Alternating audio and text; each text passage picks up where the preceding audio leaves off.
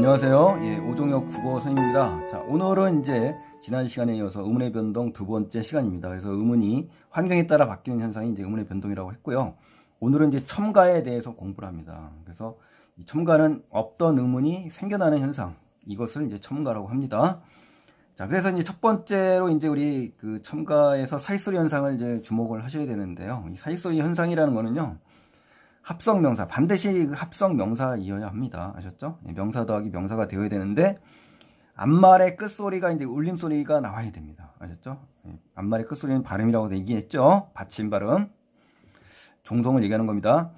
그래서 뒷말의 소리가 안울림 예사소리이면, 그쵸? 앞에는 이제 울림소리고, 뒤에는 울림소리고, 뒤에는 안울림소리란 말이에요. 이게 만나면, 뒤에 예사소리가 된소리로 변한다는 거예요. 그래서, 또는, 앞말이 모음으로 끝나는데 뒷말이 니은이나 미음으로 시작된다 이거예요. 그러면은 앞말의 끝소리에 니은 소리가 하나 더 생기는 겁니다. 그래서 이것이 첨가가 되는 거예요. 그래서 또 모음이나 반모음이로 시작되면 앞말의 끝소리와 뒷말의 첫소리에 니은 소리가 두 개가 니은이 더 추가가 되면서 니은 첨가 현상이 일어나는 겁니다. 아셨죠? 그거에 대해서 우리 자세히 예를 통해서 공부하겠습니다.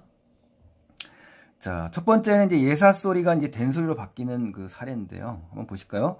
앞단어의 끝소리가 모음이고, 앞단어의 끝소리라는 건 종성, 받침이라고 이야기했어요. 그 뒷단어의 첫소리가 안울림 예사소리. 자, 예를 들어서 이제 모음이 나왔어요. 끝소리가. 그리고 시옷을 생긴다는 겁니다, 이거는. 그래서 기역, 디귿, 비읍, 시옷, 지읒이 이렇게 만났단 말이에요. 이게 지금 뭡니까? 뒷단어의 첫소리가 지금 안울림 소리, 예사소리잖아요. 그쵸? 요것이 이제 만나게 되면 이렇게 된 소리가 된다 이겁니다. 아셨죠? 그러면서 시옷이 생겨난다는 거니. 아셨죠? 그래서 고깃국 같은 경우에는 어때요? 고깃국 하면서 받침이 꾹 떼고 이 두 가지 복수 표준 발음이 인정이 되는 겁니다. 그래서 고깃국 하면서 시옷이 이제 사이소리 현상이 생기면서 첨가가 된 거잖아요. 그렇죠? 예. 잿더미, 그다음에 귓병, 자릿세, 찻잔 뭐 이런 것이 전부 이러한 사례에 해당되는 거니까요. 첫 번째 경우를 꼭 기억을 해주시기 바랍니다. 자, 그럼 두 번째 이제 예사소리가 된소리로 발음되는 경우 한번 보실까요? 앞단어의 끝소리가 이제 울림소리 자음이잖아요. 이게 그렇죠? 울림소리 자음이잖아요. 자, 뒷단어의 첫소리가 안울림소리. 자, 안울림소리 이렇게 나왔잖아요. 그러면은 이게 결합할 때 전부 어때요? D가 전부 된소리로 바뀐다는 거예요. 이렇게 아셨죠? 예. 그 울림소리와 안울림소리가 결합해서 된소리가 되는 경우다. 이렇게 아셨죠? 예, 이런 케이스 두 번째가 된다는 거 정리하시고요. 자, 그 다음에 이제 니은 소리가 하나 혹은 둘이 첨가되는 니은 첨가에 대해서 이제 공부를 하겠습니다. 자, 이걸 이름하여 뭐라고 한다고요? 니은 첨가가 된다. 이렇게. 자, 그러면 이제 한번 보실까요? 모음으로 끝난 단어가 나오고 니은이 덧나는 겁니다. 예를 들어서 니은이나 미음으로 시작되는 단어가 나오잖아요. 그런 경우에는 니은이 하나 생긴다는 거예요. 그러니까 사이시옷이 음운 변동을 겪어서 니은으로 발음된다는 거예요. 그러니까 이 조건이 일어나려면 반드시 복합어여야 합니다. 복합어라는 건요, 우리 합성어, 파생어인 경우에만 해당된다는 거잖아요. 그래서 뒤 오는 말, 앞에와 뒤가 나뉘어질 거 아니에요. 복합어니까. 그쵸? 이게 접두사일 수도 있고 어근일 수도 있잖아요. 근데 이거는 상관없는데 뒷부분에 나오는 말은 반드시 문법 형태에서는 되지 안 된다. 그러니까 문법 형태에서 어간, 아니, 어미, 그쵸? 조사, 접사, 이게 나오면 안 된다는 겁니다. 아셨죠? 예, 이거 조심하셔야 돼요. 그거는 니은 첨가가 아니에요.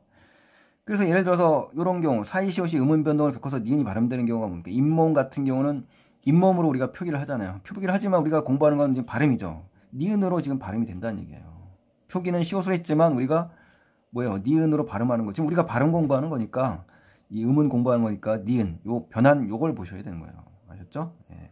전부 아랫마을, 턴마당 다 마찬가지입니다. 자, 그래서 조심할 거 문법 형태에서는 안 된다. 이겁니다. 몸, 마을, 마당. 이거 보세요. 전부 어근이잖아요. 어근. 문법 형태에서 아니죠? 예, 그걸 좀 조심하셔야 됩니다. 아셨죠? 예.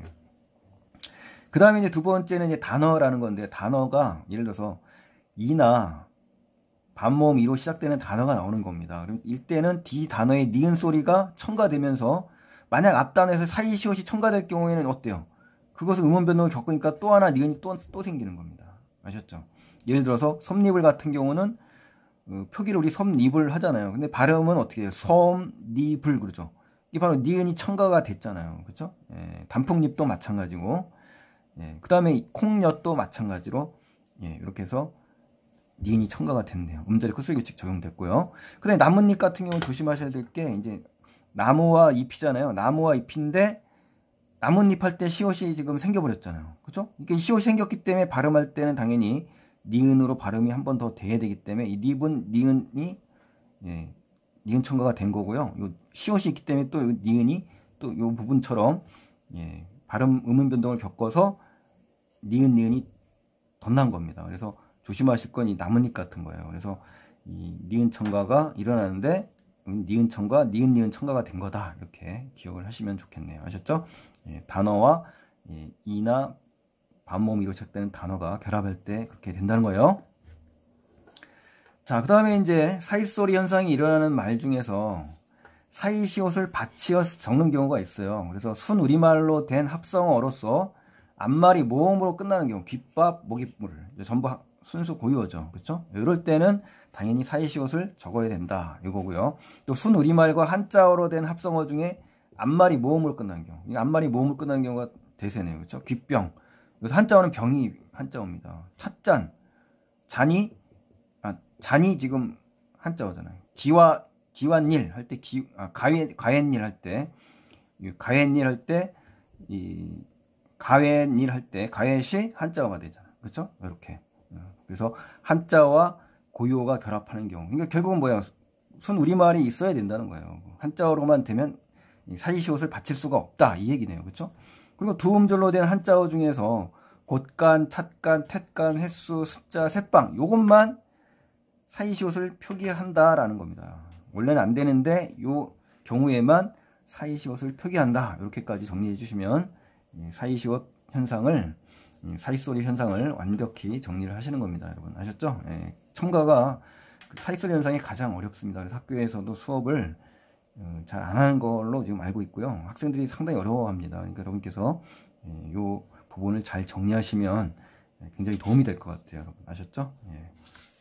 자, 그 다음에 이제 하나 더, 예, 하고 마치겠습니다. 반모음 첨가인데요. 요즘 그 모의고사에 많이 나옵니다. 이 반모음 첨가가. 그래서 꼭 주목을 해 주셔야 됩니다. 니은 첨가와 반모음 첨가가 대세예요. 이 반모음 첨가라는 건요, 이 모음으로 끝나는 형태소. 자, 모음으로 끝나는 형태소 뒤에 단모음으로 시작하는 형태소가 올 때 반모음 이와 우가 첨가되는 현상을 얘기하는 겁니다. 아셨죠? 항상 규칙적으로 일어나는 게 아니에요. 이 현상이기 때문에. 그렇죠? 표준 발음을 인정하는 경우도 있지만 그렇지 않은 경우도 있다는 것까지 알아두시면 좋겠는데요. 첫 번째로 이제 대표적인 게 체언 뒤에 조사가 오잖아요. 우리 체언. 그렇죠? 체언이고 혹격조사죠. 이렇게 체언과 혹격조사가 올 때 철수 야로 지금 우리가 읽잖아요. 표기는 이렇게 하지만 그때 아가 야로 바뀌었죠. 이럴 때 반모음이 첨가가 된 겁니다. 그래서 이거는 표준 발음으로 인정하는 거예요. 아셨죠? 근데 이제 광주에 간다 할 때, 광주에 할 때는 광주 예로 이제 이 반모음이 첨가되거든요. 근데 이거는 표준 발음을 인정하지 않습니다. 아셨죠? 그래서 표준 발음을 인정하는 경우와 인정하지 않는 경우가 있다. 그래서 부사격 조사인 경우에는 인정하지 않고 혹격 조사인 경우에는 인정한다는 거예요. 그래서 반모음이가 첨가가 된다. 그렇죠? 요게 첨가된 거예요. 또 어간 뒤에 어미가 올 때, 자, 요게 이제 시험에 많이 볼 텐데요. 어간 뒤에 어미가 올 때, 그러니까 이게 지금 어간이잖아요. 지금 전부. 그렇죠? 이게 어간이에요. 위에는 체언이고 요것부터 이제 판별을 하셔야 돼요. 어간이라는 건 어간이 뭔지를 빨리 판별하지 못하면 안 됩니다. 위험합니다. 상당히. 아셨어요? 네, 이걸 먼저 보기 전에 어간 뒤라는 거를 꼭 기억을 하셔야 됩니다. 어간이 아니면 아예 그거는 반모음 첨가가 아니라는 거잖아요. 그렇죠? 피어 같은 경우는 피어가 되는데 동시에 둘 다 복수 표준 발음을 인정을 합니다. 이런 경우에는요. 대어도 어떻습니까?